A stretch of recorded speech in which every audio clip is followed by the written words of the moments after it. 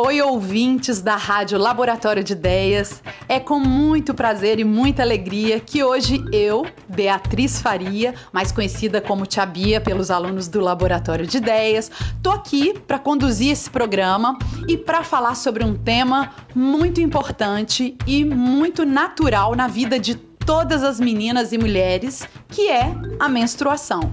Para mim, pessoalmente, falar sobre esse tema da menstruação falar com a minha menina, né, de 13 anos também, e é tão importante falar sobre isso. Eu gostaria que tivessem conversado comigo e imagino que tantas outras mulheres também se sintam assim e vão se sentir contempladas por esse áudio, né? Então, assim, é um convite às mães e às suas filhas que sentem, que escutem, que conversem, debatam sobre, né? Que os meninos também se sintam convidados para essa conversa super importante, né? Sobre a fisiologia do corpo, para que entendam o corpo das mulheres.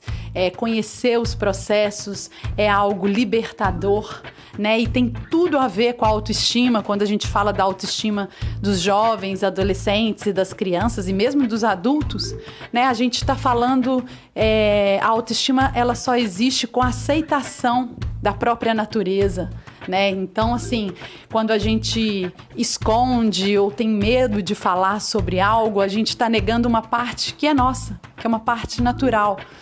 Então, acho super importante esse bate-papo. Estou muito feliz de falar sobre ele e acho que vai ser bem rico para todos. E para conversar mais sobre esse assunto, para tirar dúvidas, a gente convidou a médica ginecologista e obstetra Aline Calisto e também contaremos com a participação das alunas Débora Barcelos e Giovana Andrade. Então se ajeita aí no sofá, se precisar pegar um fone, fica bem à vontade que o nosso bate-papo vai ser demais. Doutora Aline, seja muito bem-vinda à Rádio Laboratório de Ideias. Primeiramente, a gente gostaria de te agradecer, né? Agradecer a sua presença, a sua disponibilidade para vir aqui tirar as nossas dúvidas. E a primeira pergunta que eu quero fazer a você, doutora Aline, é por que a menstruação ainda é um tabu? Beatriz, a menstruação, enquanto tabu, faz parte de toda a dificuldade que a sociedade, tanto mulheres quanto homens, meninos e meninas, tem de lidar com sexualidade, questões da intimidade, dos órgãos genitais, de tudo o que diz respeito a coisas mais íntimas, né? Então, isso tanto da mulher quanto do homem, né? Não é só da mulher também, claro, que da mulher ainda vem com um peso muito grande de não põe a mão aí, de não entender a anatomia, especialmente por ser uma anatomia especialmente interna, então não é vista facilmente. A do homem é externa, então o órgão genital é visível, então obviamente mais fácil de ser entendido anatomicamente. Mas sim, o sangue sai pela vagina e muita gente não sabe o que tem dentro, como mesmo pessoas que têm algum grau de instrução, né? Então, eu acho que começa nesse sentido de toda uma repressão com relação aos órgãos genitais, especialmente das mulheres, por ser interna e não entender, a pessoa não sabe de onde vem, muitas vezes, como que funciona. E a questão dos sangues, considerado tradicionalmente uma coisa suja, impura, eu acho que perpassa coisas muito mais profundas, né, do que somente o ato sangrar. Então, eu acho que tem essa questão social e cultural muito profunda. Na sua opinião, doutora Aline, por que nós, meninas e mulheres, não devemos ter vergonha de menstruar? Menstruar é um sinal maravilhoso do funcionamento hormonal do corpo da mulher. Então, é o sinal óbvio e externo de que uma parte do cérebro da mulher está funcionando de forma adequada, produzindo um hormônio X, que estimula os ovários, que então estão funcionando bem, a produzir hormônio Y e Z, que faz a proliferação de uma camadinha dentro do útero, que é o endométrio, e em caso de não fecundação de um óvulo, que também é um sinal de que o ovário produziu esse óvulo, se não houver fecundação, tem essa descamação do endométrio, que é a menstruação. Então, se você for pensar do ponto de vista simplista, anatômico, de hormônios, a menstruação já é um sinal bonito de bom funcionamento do corpo, né? Tanto que se a gente não menstrua de forma regular, ou se a gente menstrua em muita quantidade, isso é um sinal de que não está funcionando bem, né? Então, a menstruação é um sinal muito importante no corpo da gente, tanto para o bom quanto para o mau funcionamento do nosso corpo. Chegou uma pergunta aqui das nossas ouvintes, dizendo qual a relação entre menstruação e gravidez. A relação entre menstruação e gravidez. Como eu expliquei antes, a menstruação vai acontecer, o nome menstruação a gente dá para uma descamação de uma parte do útero que é interna, que é a camadinha de dentro do útero, que chama endométrio, que fica proliferada, ou seja, ela fica com bastante vaso sanguíneo, ela fica uma caminha cheia de sangue, para que, se tiver fecundação do óvulo, ou seja, a mulher ovula, libera o óvulo pelo ovário, a tuba uterina capta esse óvulo pelas fímbrias, esse óvulo está dentro da tuba, em uma relação sexual, heterossexual, que não teve proteção e o espermatozoide entrou pelo colo do útero, passou por dentro do útero e encontrou com o óvulo na tuba, formou o zigoto, que é o que vai ser o bebê, as células que vão desenvolver todo o bebê. Então, se eu tenho ovulação, tenho fecundação, o ovário, após a liberação do óvulo, ele já se encarrega de produzir hormônios que vão fazer essa caminha do endométrio, né, que é dentro do útero, ficar mais espessa para receber esse bebê, que vai, de zigoto, ele vira o embrião e que vai virar o bebê. Então, se eu tenho essa fecundação e eu tenho essa caminha pronta, vai acontecer a nidação, que é esse bebezinho, né, esse precursor do que é o bebê, vai fixar no útero, nessa caminha, que é o endométrio proliferado, e aí vai se desenvolver ali. Então, a gente não vai menstruar. Então, esse atraso menstrual em que a gente suspeita de gravidez é justamente isso. Eu fiz a caminha e o bebê usou a caminha, ou seja, teve fecundação e esse bebê implantou ali. Se eu não tenho fecundação, ou porque teve uma proteção em que ou uso de camisinha, ou eu coito interrompido, e eu tive óvulo, eu ovulei, mas eu não tive o encontro do espermatozoide, porque eu protegi, ou porque pode acontecer mesmo que você não proteja, que você esteja tentando engravidar, não necessariamente é obrigatório que o espermatozoide consiga encontrar o óvulo, e também pode ser que eu não ovule, porque eu posso estar usando algum método anticoncepcional que não deixe o ovário ovular, por exemplo. Ou eu posso estar com um método anticoncepcional que é o DIU, que fica dentro do útero e não deixa o espermatozoide passar, né, por exemplo.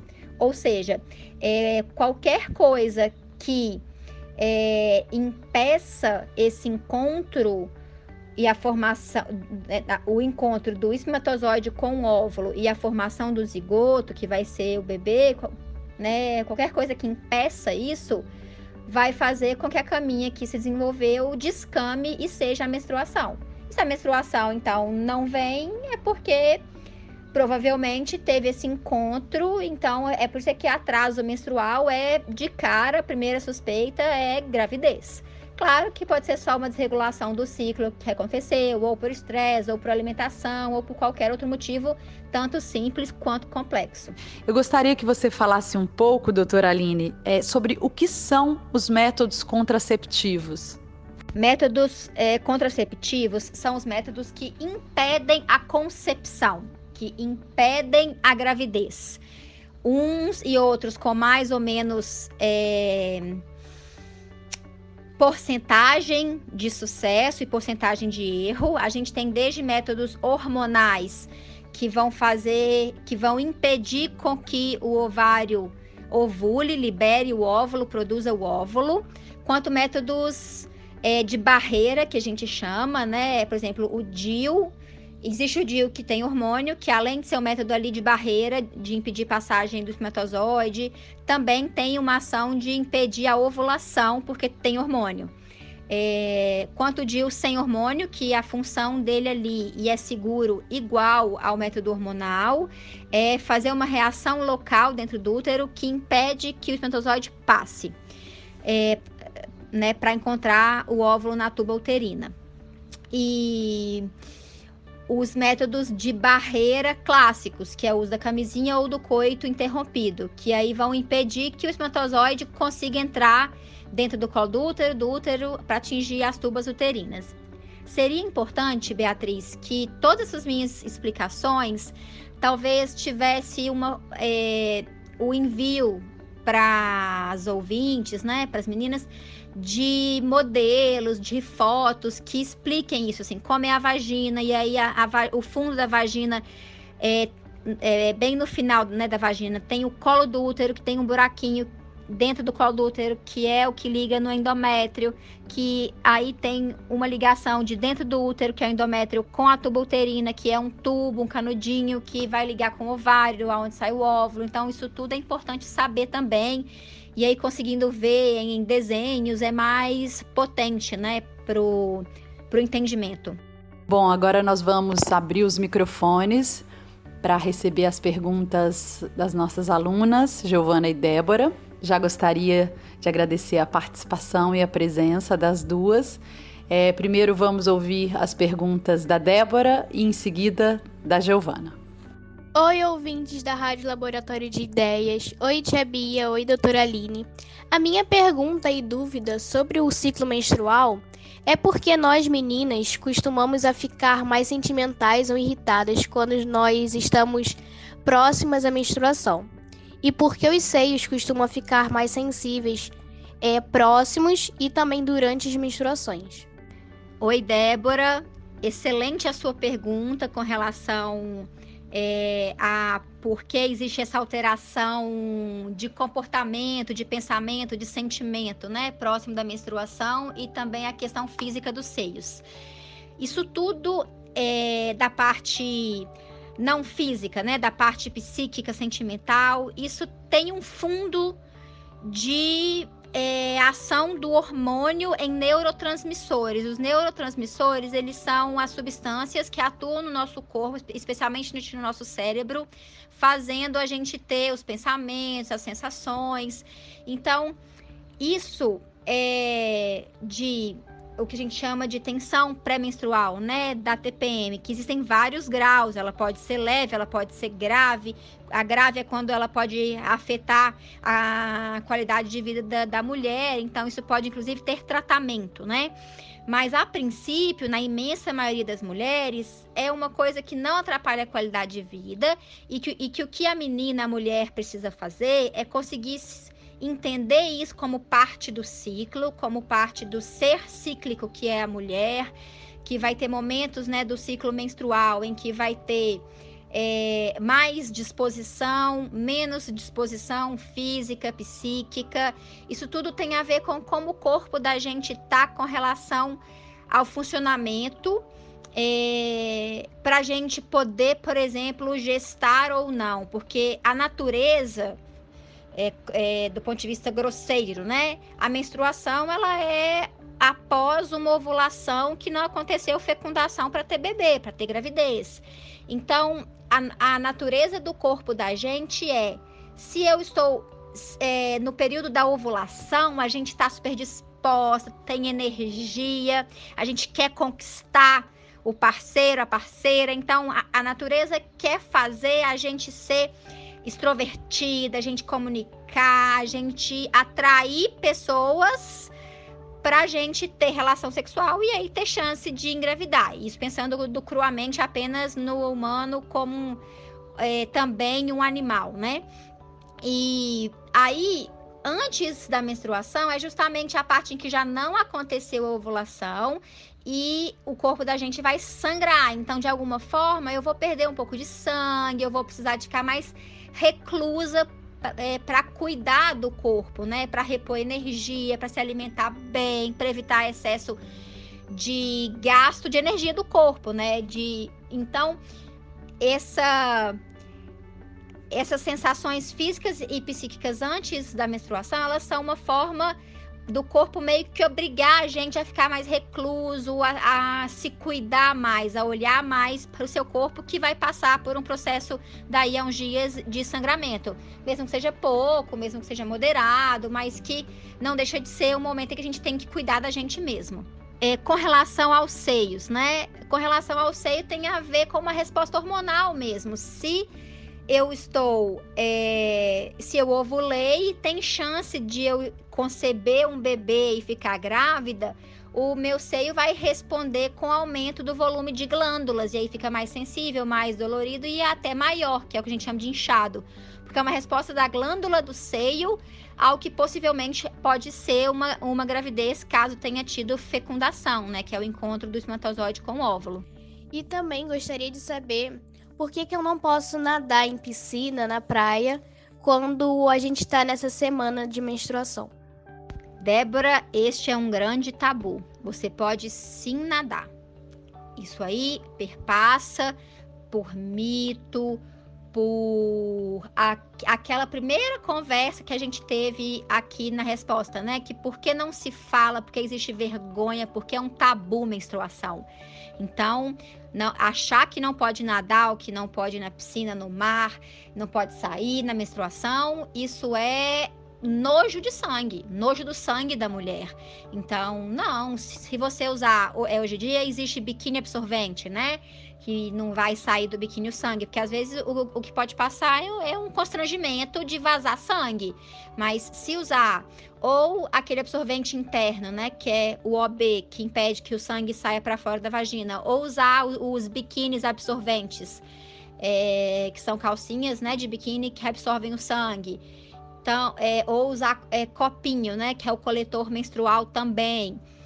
Ou seja, se você usar qualquer coisa que impeça que o sangue vaze, que você sinta constrangimento do sangue vazar na água, pode e deve nadar respeitando a sua energia do corpo daquele momento.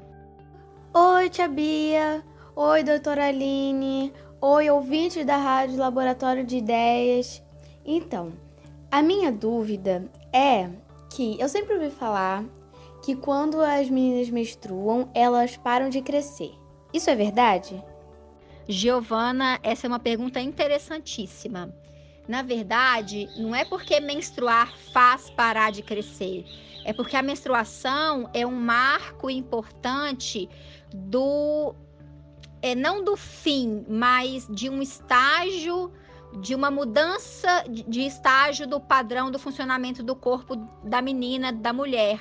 Então, enquanto a menina ainda não menstruou a primeira vez, é porque o corpo está tendo várias mudanças e a principal delas ainda é o crescimento, o desenvolvimento de mamas, dos pelos, né, pubianos, da axila, do corpo em geral. Então, na verdade, se a menina ainda não menstruou a primeira vez, é porque o corpo ainda está nesse processo de formação do que são estruturas anatômicas mesmo da mulher.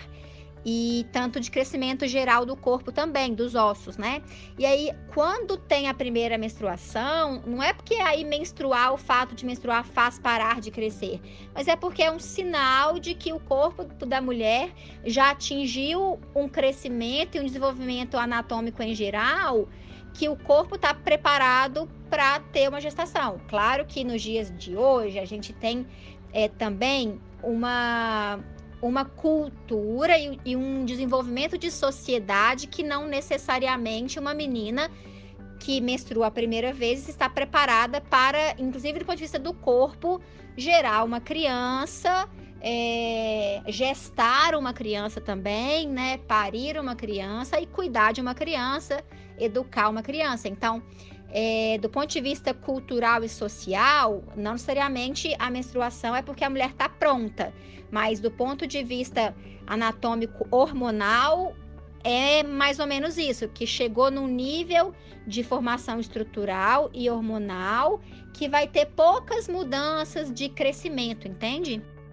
Então, doutora, será que você poderia indicar algum livro desse tema para o pessoal da nossa cidade? Giovana, as cartilhas e cadernetas feitas por órgãos públicos. Por exemplo, tem uma cartilha muito boa,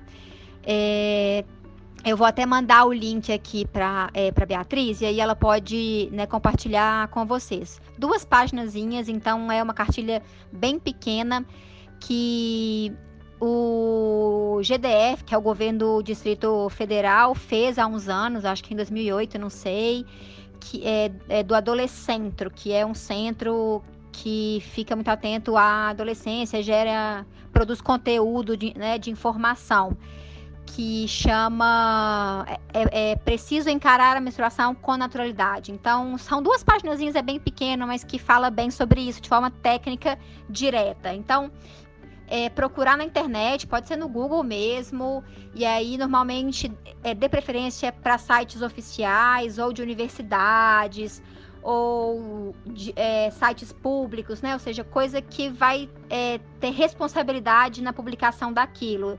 Talvez evitar sites particulares que podem não ter muita responsabilidade com relação à veracidade da informação, sabe?